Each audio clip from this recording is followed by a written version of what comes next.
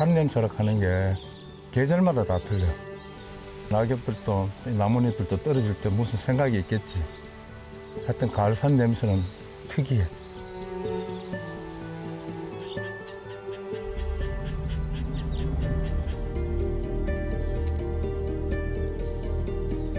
거부할 수 없는 이끌림으로 마침내 숲지기가 됐습니다. 숲에 들어오면 가장 원시적인 상태로 들어가고 마음이 아주 맑은 동심으로 들어간다 할까? 괜한 허세를 부릴 일도 복잡한 셈을 할 일도 없습니다. 나는 이 작은 것들 이렇게 베푸는 것이 없어도 이 숲에는 모든 것들이 내게 영향을 주고 내가 깨치도록 만들어주고 그렇게 해요.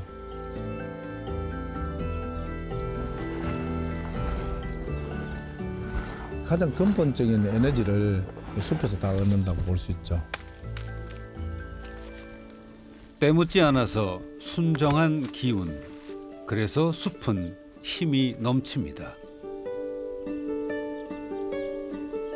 아이고 그 빛 좀 왔다고 이렇게 새 잎을 내시네. 네, 선생님 고맙습니다.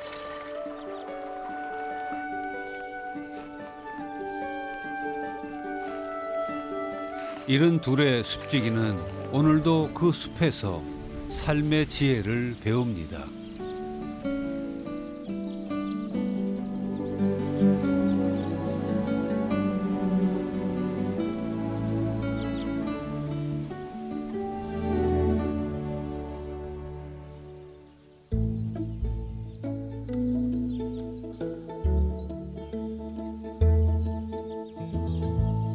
알록달록 숲이 물들어갑니다. 덜어내고 비우는 나무들의 겸허와 마주하는 시기.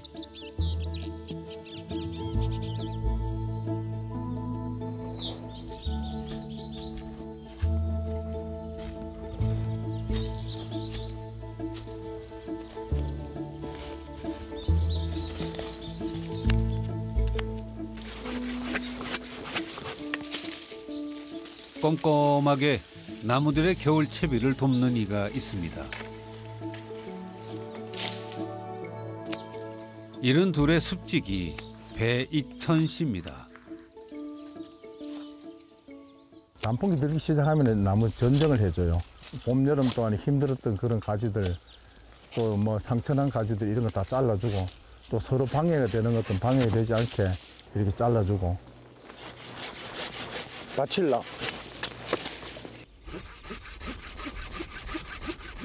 이게 굉장히 크게 큰 나무거든. 그래, 이게 너무 크게 자르면 옆에 나무가 자라지 못하잖아. 이제 잎이 다 떨어지고 나무도 이제 잠잘 준비하고 있으니까 안 아프지, 덜 아프지.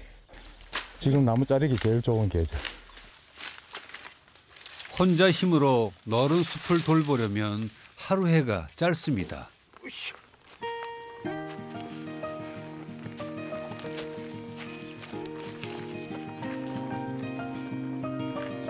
중장비가 들어올 수 없어 힘을 써야 할 일도 많습니다. 하루도 쉬는 날이 없습니다. 아프지 않은 이상. 젊은 사람 두 몫은 하고도 남는 체력. 대단한 노익장이죠. 이것이 그냥 내 일이에요. 일이자 운동이지.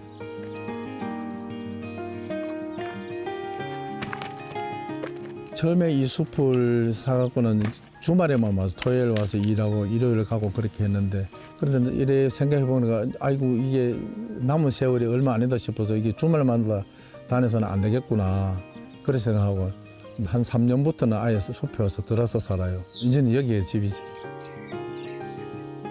하늘을 지붕 삼고 숲을 마당 삼아 젊은 시절부터 이런 날을 꿈꿔왔습니다.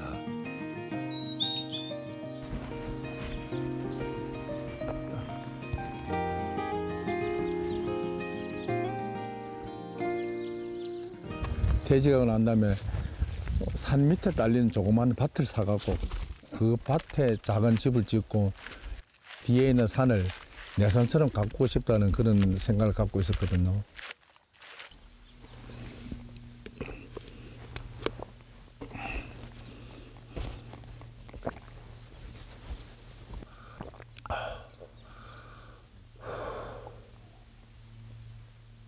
이렇게 숲이 생기고 난 다음부터는 그 숲에 대해서 더 애착을 가지고 살아있는 한은 숲에서 살아야 되겠다 하는 그런 생각이 굳어진 거죠.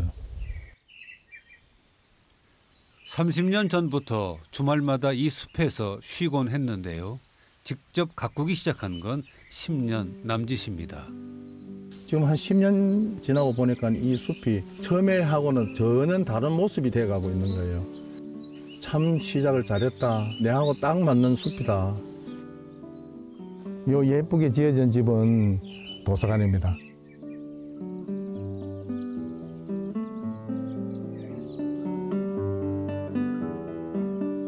작은 도서관을 만들어서 누구든지 와서 이 책을 읽을 수 있게 그렇게 만들고 싶어요. 사실 배익천 씨는 숲을 좋아하는 만큼 책도 좋아합니다. 저는 그 동화를 쓰고 있어요. 한 50년 됐네요. 동화 쓴 지가. 별을 키우는 아이, 꿀벌의 친구 등등 왕성한 지필로 문학상을 섭렵해온 대한민국 아동 문학계를 지탱하는 기둥 중에 하나입니다. 그의 동화는 모두 자연에서 온 이야기들이죠.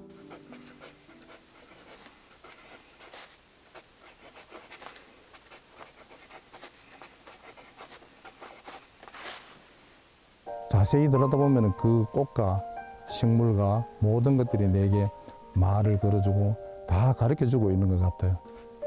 이 모든 자연들이 하는 말, 하는 행동 그런 것들을 좀 받아쓰고 있는 거나 마찬가지겠지만도 숲을 통해서 더 좋은 동화를 써야 되지 않겠나 그런 생각하고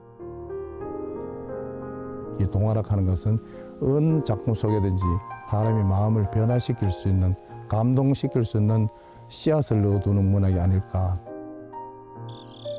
큰 바위 얼굴, 어린 왕자의 감동이 일생을 가기도 하는 것처럼 동화란 누군가의 우주를 만드는 일입니다.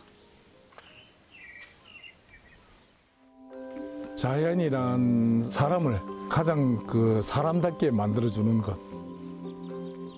자연의 근본을 내가 더 깊이 가까이서 깨닫고 그거를 이제 더 성화시킬 수 있는 그런 힘을 이 숲이 주더라고요.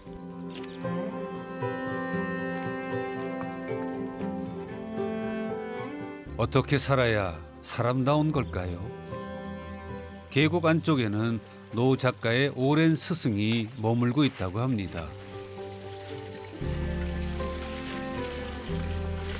아주 튼실해요. 아이고 이 가뭄에 잘 견뎠습니다, 선생님. 감사합니다. 이 숲에 선생님들이 많지만 이 촐라는 내인데 특별한 그 선생님이에요. 그러니까 거의 30년 동안에 변함없이 이렇게 한 자리에서 이런 악조건을 견뎌내면서도 그렇게 향기로운 꽃을 피우는 말없이 많은 것을 가르쳐주는 그런 선생님. 응달진 바위 틈의 현자, 춘난 선생님입니다. 신비롭지. 꽃대를 얼마나 그래 피우는지 몰라요. 어느 화분에 담아갖고 이런 모습을 연출할 수 있을까요? 이 때가 묻어가고 있는 가위 들고 있으면 이래 좀 잘라주고 싶지만도 그냥 됐습니다. 자연 그대로 놔둘러. 나 손도 잘 안 돼요. 그냥 보고 이렇게 보고 가까이서 보고 저 멀리서 보고 그렇게 하지. 아유 선생님 고맙습니다.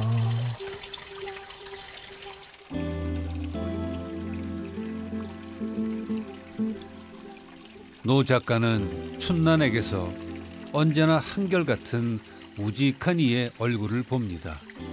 그래서 늘 고개가 숙여지죠.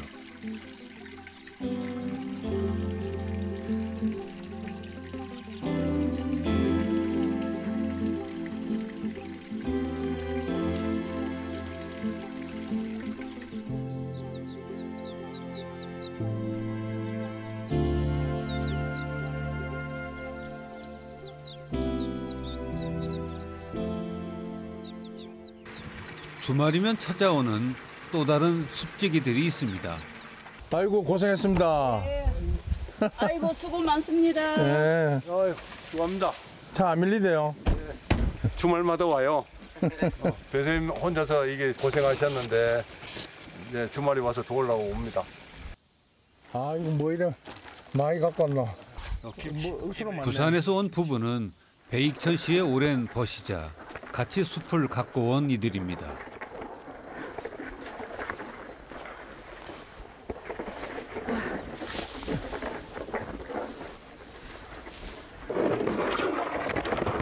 배익천 씨가 숲지기 1호라면 부부는 2호와 3호쯤 되겠네요. 맨몸으로 끌고 나르고 지난 세월의 수고가 짐작이 갑니다.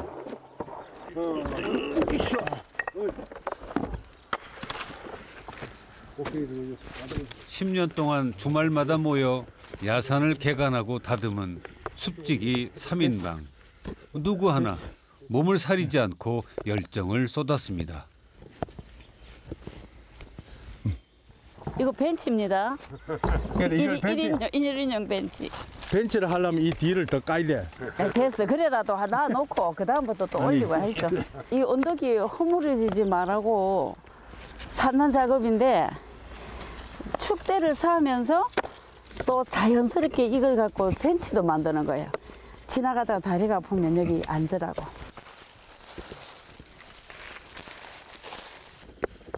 익숙하게 돌을 쌓는데요. 엉성한 듯 보여도 노하우가 있습니다. 이런 물이 흘러내리면은 이 잔돌을 넣지 않으면 이게 빠져나와 버려요. 무슨 그 축대를 만들더라도 앞에는 이렇게 예쁜 돌이 좀 그 뒤에는 이런 잡석을 갖고 빼곡하게 넣어줘야 튼튼하게. 나는 처음에 이걸 몰라. 이거 하는데 다 10년 걸렸어. 그 동화 작가가 이제 석수제이가 다 돼. 그게 석공의 노하우입니다. 숲지기로 살다 보니 나무든 돌이든 그 마음을 이해하게 됩니다. 이쪽에 뒤로 넣지. 이 돌기 성격이 희한해. 내가 이리 안 맞는 것 같아도 이래 놓잖아요. 이러면 한 달, 두 달, 한 1년, 2년 지나면 돌기 저끼리 움직여. 저끼리 움직여. 이것처럼 딱딱딱 맞게, 이를 맞게 않더라고. 그래서 대충 이렇게 방향만 이렇게 해주면 세월이 지나면 다 이렇게 여목이 돼. 그러니까 시골이 옛날에 돌담 같은 것도 다 그렇게 하잖아. 아주 엉성하게 한 것 같아도. 아이고 고생했습니다. 10여 년 전에 이 숲은 사람이 드나들기 힘든 덩굴이 무성한 야산이었답니다. 작아. 이거 밭이 같은데. 우리 세 사람의 이 손으로, 힘으로, 호미로 가꿨거든요. 그래서 내가 맨날 우공이산이다. 호미로 산을 옮겼다 그러거든요. 근데 그래서 뭐 정말 어디 뭐 구석구석 우리 손길이 안 간 데가 한 군데도 없어요. 상상을 하면 안 아름다운 곳이 없죠. 다 그래, 아름답죠. 이 숲 자체 하나가 그냥 작품이에요, 작품. 예술 작품처럼 가꿨거든요. 아직까지 미완성이지만. 미완성. 사실 홍종관 씨 내외가 친구인 배익천 씨에게 이 산을 선물하면서 세 사람의 못 말리는 풍류가 시작이 됐습니다.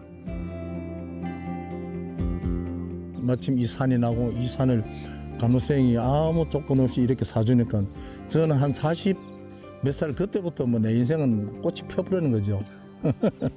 내 나무 산이라도 가꾸고 싶은 마음이었는데 내 산을 가꾼다 하는 거는 더 좋은 일이잖아요. 여기 나는 뭐 일을 신명으로 하는 거죠. 산에 살리라 노래하던 벗에게 그래 살면서 원 없이 숲을 갖고 보자며 산을 마련해준 홍종관 씨 내외. 어떤 인연으로 만났을까요? 빈털터리로 부산에 내려왔어요. 그래서 어머니가 하던 횟집을 맡아서 했는데 사업을 한다고 어렵게 뭐 사기도 당하고 뭐도 당하고 참 힘들었는데 세상에도 이런 사람이 있나 싶을 정도로 사람이 너무 순수하고 그런 각박한 마음을 없애고 동심을 일깨워준 사람이라고 봐야 돼. 그러니까 나는 굉장히 고맙고 은인이죠. 동심 충분합니다. 지금 온몸에 가득 동심으로 가득 차 있습니다. 덩굴 가득하던 야산이 어느새 아이들의 놀이터가 됐습니다. 여기 있어. 가연아. 도토리. 아, 저기 노린재 있어. 아, 제발. 근데 노린재에 독 있어요? 그런데 요 나무 끝에, 잎 끝에 요 뭐가 있는지 한번 봐. 나는? 요거 봐. 요거 뭐 있나 없나? 가시? 내내 잎이 될 요 잎눈을 보호하기 위해서. 그러니까 작가의 어린 시절엔 자연스레 알던 것들이 요즘 아이들에겐 낯설기도 합니다. 나무가 여러분이 되어가지고 나무와 친구가 되는 그런 놀이를 할 거예요. 나무에 다가가서 안아주면서 나무에 안녕합니다. 그러면은 나무가 여러분들에게 친구 되어줘야 하고 하면 속삭일 거예요.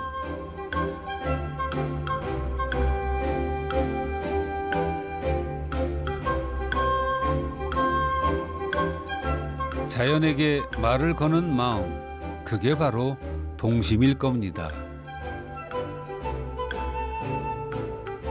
그럼 우리의 동심은 지금 어디에 있을까요? 흔히들 동심을 어린이 마음을 동심이라고 말하는데 저는 그렇게 생각하지 않아요. 그 동심에 대해서 정확하게 정의는 내릴 수 없는데 인간으로서 태어나고 가질 수 있는 가장 순수한 마음, 때묻지 않는 마음, 그게 동심이 아닐까.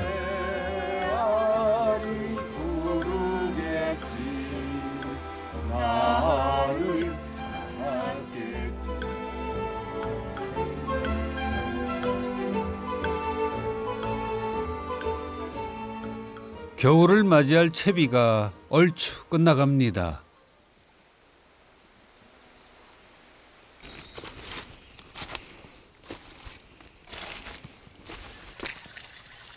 깊숙한 계곡 어느 그늘, 삶의 스승을 찾아뵙고 인사를 드릴 때입니다.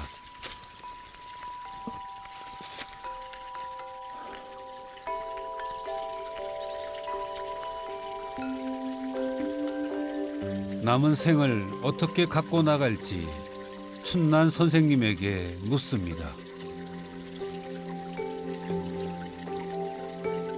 사랑도 우정도 사람도 강한 거리에 두고 이렇게 야하지 않게 이런 편안한 자세로 있어야 깊고 거하고 은은한 그런 아름다움을 주지 않을까 그렇게 생각해요. 사람은 살아있을 때는 고마운 사람이 되고 죽어서는 그리운 사람이 돼야 되겠다 이렇게 얻는 거예요. 그래서 저는 이 선생님 앞에 올 때마다 그걸 다짐을 하는 거예요. 올겨울 또 잘 나시고 건강하게 잘 계십시오, 선생님. 겨울에도 또 찾아올게요. 네, 선생님 고맙습니다.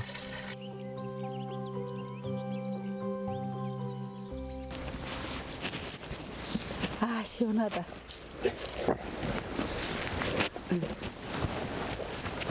발바닥이 까까하고 그랬는데 이제는 어지간한 뾰족한 거 아니면은 그래서 석 달만 걸으면은요, 이게 이제 발바닥이 안 아프대요. 마음속에 동심의 숲을 가꾼 이들. 세 사람의 진심은 자연을 닮아 있습니다. 풀 한 포기, 나무 한 그루 이런 거를 바라보면은 그 나무의 일생이 있듯이 우리 일생이나 그 똑같거든요. 자연을 배운 거지. 우리 몸 하나의 자체가 소우주인 것처럼 자연은 우리가 늘 저버릴 수 없는 우리의 친근한 내면치다.